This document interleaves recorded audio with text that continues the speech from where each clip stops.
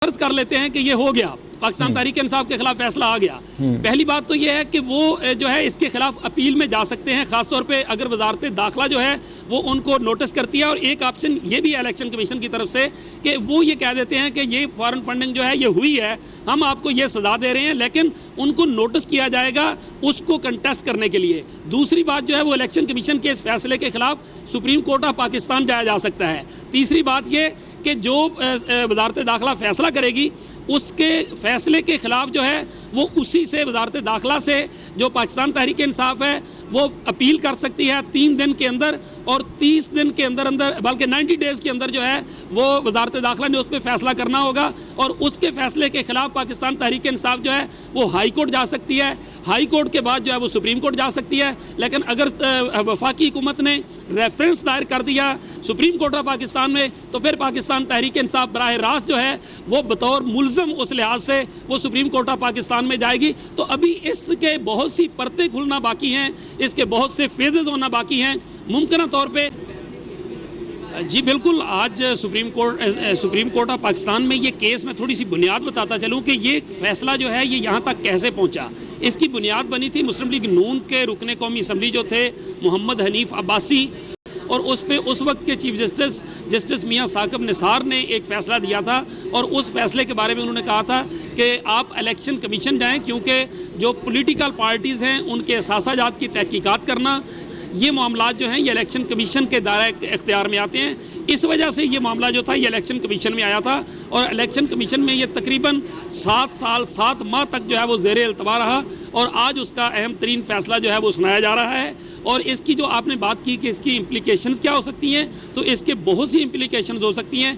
3 बड़े ऑप्शंस हैं। नंबर 1 ये कि अगर ये जो है वो ममनुआ फंडिंग नहीं होती, उस लिहाज से जो प्रोहिबिटेड फंडिंग जिसको हम कहते हैं, तो उस लिहाज से जो रकम आई है वो जब्त हो सकती है, ये एक नतीजा हो सकता है। दूसरा नतीजा जो है वो इसका ये हो सकता है कि पार्टी जो है वो कलदम हो सकती है, ये भी कानून में मौजूद है। और तीसरा ये हो सकता है कि जो साबिक वज़ीर आज़म या चेयरमैन पाकिस्तान तहरीक इंसाफ इमरान खान, उनके ऊपर जो है वो 62(1)(f जो है वो लग सकता है। 62(1)(f क्या है?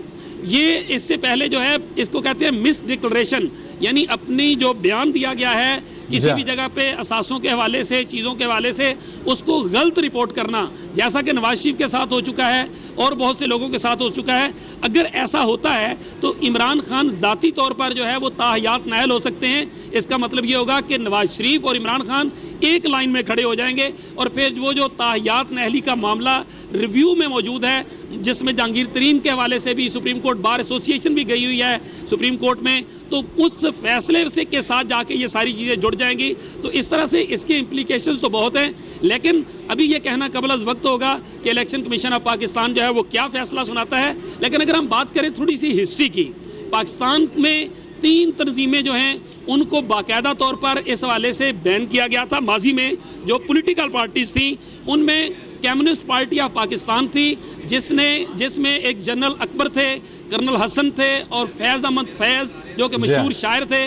उनको लियाकत अली खान की हुकूमत जो है उसको उल्टने के इल्ज़ाम में उस पे पाबंदी लगाई गई थी कम्युनिस्ट पार्टी ऑफ पाकिस्तान पे।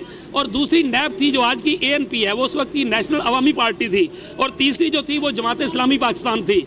इस तरह इन 3 के खिलाफ जो है ये इससे पहले बैन किया गया था। लेकिन जो न्यू लॉ है उसके मुताबिक अगर इलेक्शन कमीशन ये डिक्लेरेशन दे देता है इनके खिलाफ, PTI के खिलाफ, तो ये मामला वजारत दाखिला को जाएगा, वजारत दाखिला काबीना को भेजेगी, काबीना जो है वो उसका नोटिफिकेशन जो है वो जारी करेगी। और इसमें एक और कानूनी नुक्ता है कि अगर जब काबीना जो है वो इलेक्शन कमीशन को इनके बैन करने के लिए और इनकी पार्टी को डीलिस्ट करने के लिए जब भेजती है, उससे पहले अगर PTI के तमाम अरकान जो असम्बली हैं, सेनेट हैं, कौमी जो भी हैं, उन्होंने अगर ये ऐलान कर दिया कि हम आज़ाद तौर पर अपनी सीटों पर रहना चाहते हैं, तो उनका वजूद बच जाएगा।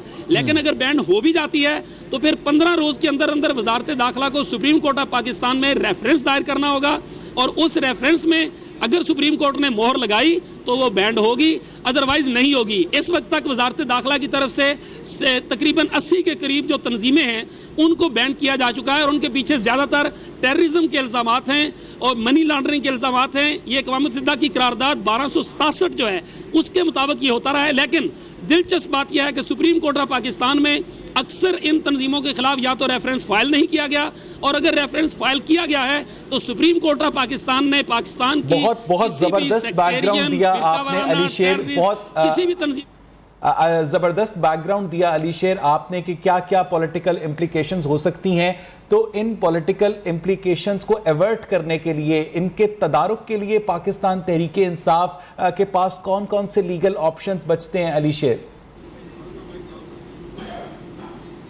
जी, बहुत ज़बरदस्त सवाल किया आपने। यानी ये फर्ज कर लेते हैं कि ये हो गया, पाकिस्तान तहरीक इंसाफ के खिलाफ फैसला आ गया। पहली बात तो ये है कि वो जो है इसके खिलाफ अपील में जा सकते हैं, खासतौर पे अगर वजारत दाखिला जो है वो उनको नोटिस करती है। और एक ऑप्शन ये भी है इलेक्शन कमीशन की तरफ से कि वो ये कह देते हैं कि ये फॉरेन फंडिंग जो है ये हुई है, हम आपको ये सजा दे रहे हैं, लेकिन उनको नोटिस किया जाएगा उसको कंटेस्ट करने के लिए। दूसरी बात जो है वो इलेक्शन कमीशन के इस फैसले के खिलाफ सुप्रीम कोर्ट ऑफ पाकिस्तान जाया जा सकता है। तीसरी बात ये कि जो वजारत दाखिला फैसला करेगी उसके फैसले के खिलाफ जो है वो उसी से वजारत दाखिला से जो पाकिस्तान तहरीक इंसाफ है वो अपील कर सकती है 3 दिन के अंदर, और 30 दिन के अंदर बल्कि 90 डेज के अंदर जो है वो वजारत दाखिला ने उस पर फैसला करना होगा। और उसके फैसले के खिलाफ पाकिस्तान तहरीक इंसाफ जो है वो हाई कोर्ट जा सकती है, हाई कोर्ट के बाद जो है वो सुप्रीम कोर्ट जा सकती है। लेकिन अगर वफाकी हुकूमत ने रेफरेंस दायर कर दिया सुप्रीम कोर्ट ऑफ पाकिस्तान में, तो फिर पाकिस्तान तहरीक इंसाफ बराह रास्त जो है वो बतौर मुल्ज़म उस लिहाज से वो सुप्रीम कोर्ट ऑफ पाकिस्तान में जाएगी। तो अभी इसके बहुत सी परतें खुलना बाकी हैं, इसके बहुत से फेजेस होना बाकी हैं। मुमकिन तौर पे ये अली शेर आप हमारे साथ ही रहिएगा। जावेद बलोच भी हमारे साथ मौजूद हैं। जावेद, इलेक्शन कमीशन की जानिब से जो भी फैसला आता है, पाकिस्तान तहरीक इंसाफ एक सियासी हकीकत के तौर पर तो मौजूद है, तो पाकिस्तान तहरीक इंसाफ जो है, जैसा कि पीटीआई चेयरमैन ये कह रहे हैं कि मैं 6 से 8 हफ्ते में आम इंतखाबात होते देख रहा हूं, तो वो 6 से 8 हफ्ते में कैसे आम इंतखाबात होते देख रहे हैं जब उनकी अपनी पार्टी का वजूद भी खतरे में है? इस बात से कतई नजर की उनकी अवाम में मकबूलियत क्या है? जावेद, देखिए वैस तहरीक इंसाफ के चेयरमैन इमरान खान साहब जो है वो चाहे वज़ीर आज़म हो या ना हो, चाहे वो वज़ीर आज़म हाउस से जा रहे हों, लेकिन वो अपने अवाम को और अपने जो वर्कर्स हैं उनको यही तासुर देते हैं कि वो कायम है, उनके खिलाफ कोई जो है वो ना तो कोई कार्रवाई हो सकती है और ना ही जो है वो उनके मतलब कोई ऐसी चीज आ सकती है जिससे असरअंदाज हो। तो वो ये चीजें हैं जो उन्होंने पीछे एक मीटिंग में भी कहा कि जी आप जो है वो तैयारी करें। अपने कारकुनों को उन्होंने हिदायत की कि वो अपने इलेक्शन की तैयारी करें। मैं 6 से 8 हफ्ते में इलेक्शन देख रहा हूँ। तो कौन जो है वो उन्हें ये बता रहे हैं कि इलेक्शन होने वाले हैं, इत्तेहादी जमातों की हुकूमत है।